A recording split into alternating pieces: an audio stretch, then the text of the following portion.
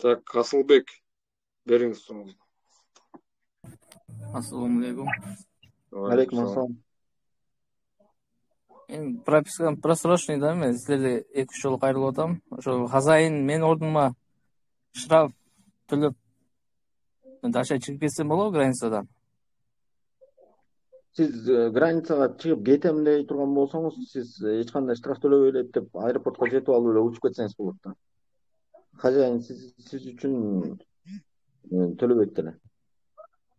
Жок, мен азыр мен сүйлөштүм да, эгер керек болсо мен төлөп берем деди да, жанагы Эми штраф. керек болсо, эгерде сиз карма алып кала турган болсоңуз да, эптеп аэропортко жетип, билет алып, аэропортко жетип, аэропорттон ары учуп кетсеңиз, эч кандай штраф болбой эле учуп кетишиңиз деле мүмкүн.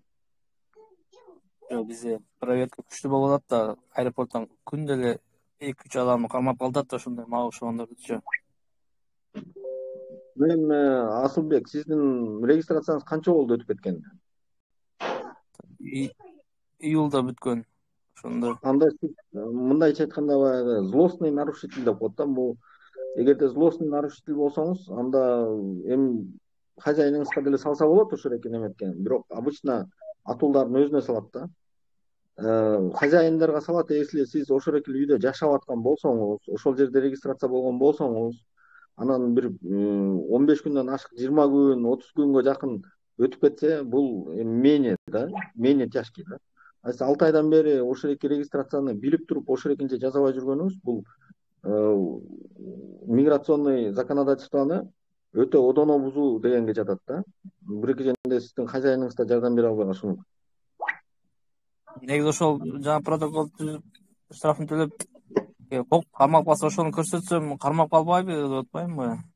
Көрсөтсөм Кармап калышы мүмкүн. Мен ага эми гарантия бере албайм, потому что 6 айдан ашык регистрациясы жок жүргөн Россияда.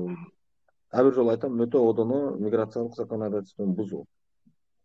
Кармап сиздин возможно Сахаров аркылуу да кетирип бериши мүмкүн. Түшүнүктүү, рахмат.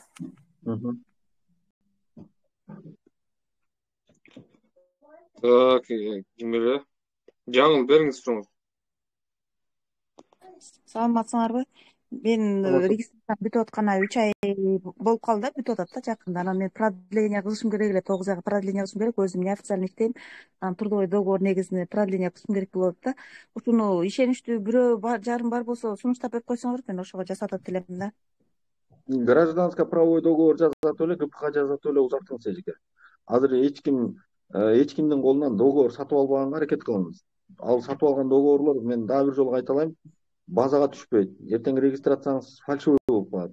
Ошо менен сиз нарушитель болуп каласыз миграционный законодательство. Ошого желательно гражданско правовой договор түзүп, ошол экинин негизинде узартсаңыз болот. Рахмат, рахмат. Ошо жаңыл эфирден кийин Кубатка чалсаңыз, Кубат түшүндүрүп берет. ГПХны кандай түзсө болот, ким менен түзсө болот, шарттары кандай.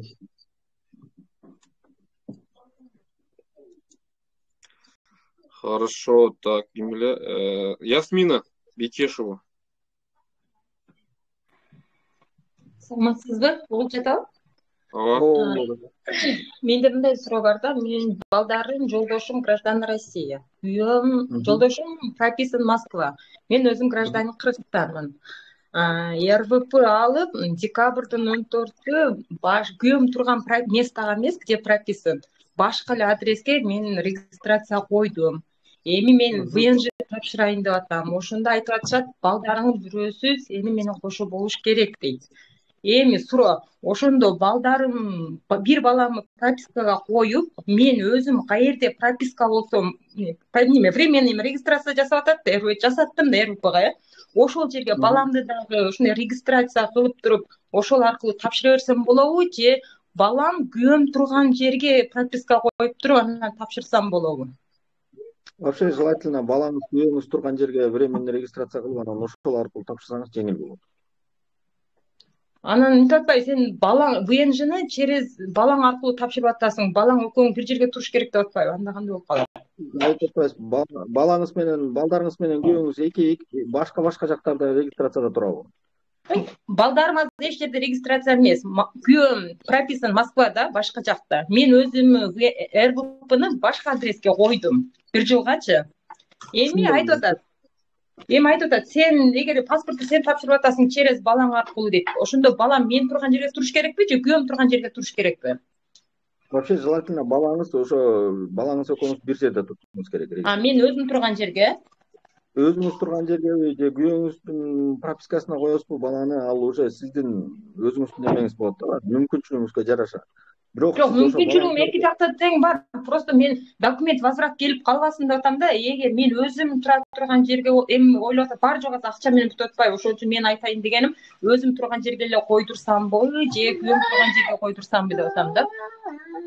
Сиз ошо балаңыз аркылуу тапшырып аткандан кийин балаңыз ошо кайсы балаңыз менен тапшырып атсаңыз, ошол балаңыз сиз менен бир жерде регистрацияда болуш керек. Мени менен, жакшы, рахмат. Анан мен РВПмы 14 декабрда ошо регистрацияга койгонмун. Ушул убакка чейин МВТдан МВТга барып сурасам, даяр боло элек деп атат. Кантип билсем болот ошону? Уже 2 ай болуп атат.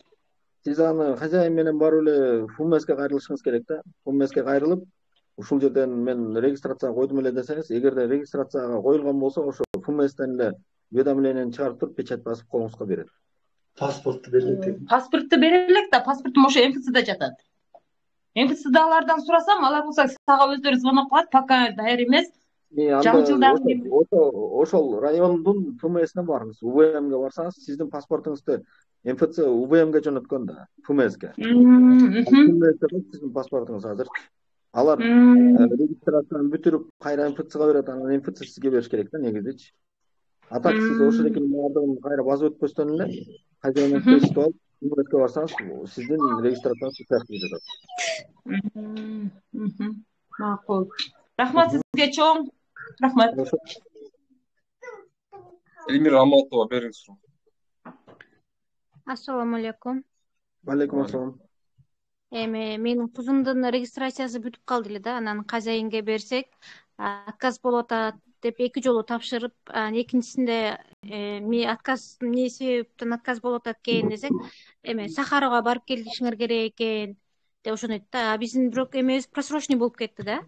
Анан ошо кандай кылсак, эмеге границага кирип чыгайын десек дагы болбой атат, ошону кандай кылсак? Эмнеге границага кирип чыкканга болбойт? Немебиз регистрациясы просрочный болуп калды да. Сиз анда наоборот срочно тигиреги границага кирип чыгышыңыз керек да. Декабрдын 7-синде бүттү эле да, эмесичи. Анда фальшивый жасатып чыгып келиш керекпи? Мен кызым менен кошуп чыгышым керекпи же жана таксилерге доверенность жазып берсем алып чыгып келе алышабы? Кызыңыз канча жашта? 12 жашта.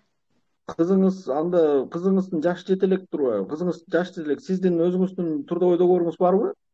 Бар меники. Анда кызыңызды чыгарбайсыз, просто штраф төлөп туруп узартасыз. Штраф төлөп узартканым менен ал айтып атпайбы, силердин баягы Сахарованын немеси жок болсо ал узартып бербейт экен, ошону тапшырып келгиле деп. Мен Сахарова алып барсам кандай болот ошондо? Сиздики вообще мындай ситуацияңыз аябай неме экен да, сложный болуп калыптыр да. Вообще желательно кызыңызды киргизип чыгарасыз, киргизип чыгарганда өзүңүз да барып келиңиз желательно.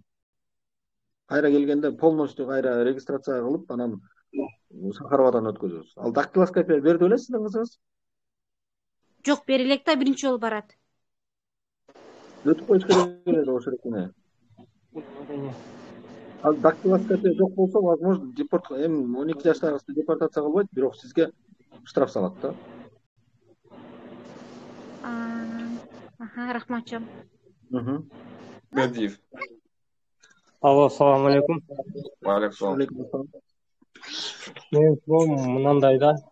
Мен выдворениедеби ошондой алып калганмын 24-түндө. Анан ону алиги неме жазганбыз, апелляция хозяин менен жаздым.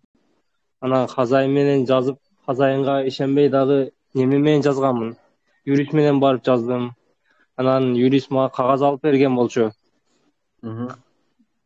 Ошол кагаз менен анан мен немеде жүрө аламбы деген суроо болуп атат.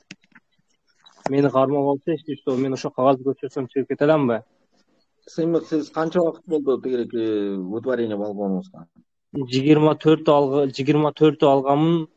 Одан кийин хозяин менен жаздым заявление. Одан кийин ага ишенбей неме менен жазганмын. Юрист менен барып жаздым. Юрист мага кагаз алып берди. 24 декабрдабы, январдабы качан алдыңыз? Мына январда. 24 январда алсаңыз, жакында эле алган турбайсызбы? Туура айтамбы? Бир жума болуп калды, Ооба. Эми ал 10 күнгө чейин апелляция бериш керек, анан сиз ошол эки кагаздар менен жүрө аласыз бул Россиянын территориясында. Бирок эми айтыңызчы, сиз эмне основания менен ошол экини обжаловать эттиңиз? Сиз официально иштейт белеңиз же аялыңыз жолдошуңуз гражданин? Мен официально иштейм да, бардыгы жакшы. Менен трудовой договор сураган болчу, кармаганда трудовой договорум жок болуп калган. Анан алып барганда базага ham кирбей калган. Мен жаңы эле узаткан болчумун регистрацияны. Хозяин менен барып.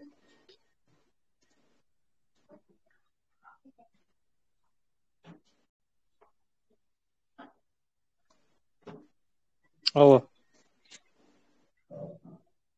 Эми болду. Сыймык, сиз анда Кыргызстанга кетпестен ошол эки соттун кароосун күтүшүңүз керек. Көчөдө ошол эки сиздин колуңузга кагаз берди да, туура айтамбы, апелляция берген деген. Ошол кагаз менен көргөзүп эле жүрө бересиз. Айтасыз, милициялар кармаса, мен ошол экинде удварение болгом, азыр мына судебный процесс жүрүп атат. Базада болчу, базага да киргизип койдум да мен. Ошондон кийин эле барып. Анда ошол эки соттун кароосу болгондо подтверждение алып алыңыз да. Хозяин, возможно, тигиреки соттун кароосуна ошол эки хозяиниңизди да ичтип алыңыз. Соттун кароосу болгондо ал подтверждать этип берет. Мен ошол эки кишини действительно миграционный учетко койгом, менин үйүмдө жашайт деп подтверждение берсе дагы, возможно, жаңы закон боюнча, эгерде сиздин документтериңиз бар, түгөл бардыгы жакшы болсо, удварениянын ордуна 50 000 сом штраф кылып сизди чыгарып ийиши мүмкүн. Хорошо, чоң рахмат. Так, бизде максат деген алган экен. Кезекке туруп, максат сурооңуз барбы, бериңиз. Андан башка дагы пока кол көтөргөндөр жок, урматтуу мекендештер. Колуңарды көтөрүп койсоңуздар, кимге суроо бар болсо, кезекке жазылабыз. Биз 40 адам көрүп жатыр азыр. Адим кул дейт. Адим кул, сурооңузду бере бериңиз. Assalamu alaikum. Алейкум ассалам. Менде немедей суроо бар эле, жанагы РВПга кандай тапшырса болот, ошону сурайын дедим эле. РВПга эми сиздин ошо РВП тапшырганга өзүңүздүн основанияңыз барбы? Туугандарыңыз гражданин Россиябы, аялыңыз гражданин Россиябы, балдарыңыз? Аялым гражданин Россия, просто бизде ЗАГС жок да. Аялым, балдарым полный гражданиндер. Анда балаңыз аркылуу тапшырсаңыз болот. Сиз балаңыз аркылуу тапшырсаңыз сразу вид на жительство болот. Установление отцовства кылдыңыз беле, эгер ортоңуздарда нике жок болсо? Жок. Бирок отчество меники да. Отчество сиздики болсо, ал сиздин балдарыңыз деп эсептелбейт. Этот неме түрүндө, закондуу түрдө, официальный түрдө. Ошондуктан анда аялыңыз менен нике кылып, андан кийин ошол эки аялыңыз аркылуу тапшырсаңыз, РВПнын квотасы жок аласыз. Ошондо канча срок керек? Ошо нике тапшыргандан канча жыл убакытта болуш керек? Негизи никеге тургандан кийин 3 жыл убакыт керек. Но сиздердин случайда ортодо общий балдар бар да. Ооба, балдар бар, 3 бала бар. 3 бала бар, бирок аларга сиз өзүңүздүн отчествоңузду деле берип, жана атасы деген жерге жазылган эмессиз да сиз. Ооба, ЗАГС жок, жазбайт экен да биякта. Установление отцовства деген кылыш керек эле. Аны билбей калганбыз ошол малда. Эми кээ бирөөлөр билбей калган, кээ бирөөлөр атайын эле мать-одиночка кылып пособие алабыз деп көпчүлүгү ошол экиндей кылган. Ошондуктан эми сиз аялыңыз менен никеге туруп, анан ошол эки балдарыңыз общий балдар экенин доказать этсеңиз, сизге аялыңыз менен үйлөнгөндө эле уже квотасы жок РВПга тапшыра аласыз. Ошо ЗАГС алганда сразу эле кылса болбойт экен да, анда 3 жыл күтүш керек да ошо. Сразу болбойт. Эми 3 жыл күтпөйсүз, эми бир 6 айча күтүп андан кийин аны тапшырыңыз. Рахмат. Анан дагы бир суроо бар эле. Бүгүн биз жерге официалдуу ишке кирейин десем, мен кечээне границага чыгып келдим эле да, ID карт менен. Эгерде загран паспорт керек деп туруп алды. Ошондо загранга өткөрсө болобу же границага чыгып келиш керекпи? Ал ишкана не имеет права сизди загран паспорт алып кел дегенге. Ошо имеет право, ол бизде загран паспорт керек, сөзсүз андай мындай печатты көрүшүбүз керек деп туруп алды да, ошондой болуп калган. Сиз айтыңыз, официально мага тигиреке неме жазып бериңиз, отказ жазып бериңиздер, ошол эки загран паспорттун печати керек деп. Мен барып Федеральный миграционный службадан сиздерге мен границаны өткөндүгүм тууралуу тастыктаган документ алып келип берем. Ошондой болуп кылса болобу? Ооба. Ошо официально кирейин дедим эле да, болуптур, рахмат. Хорошо.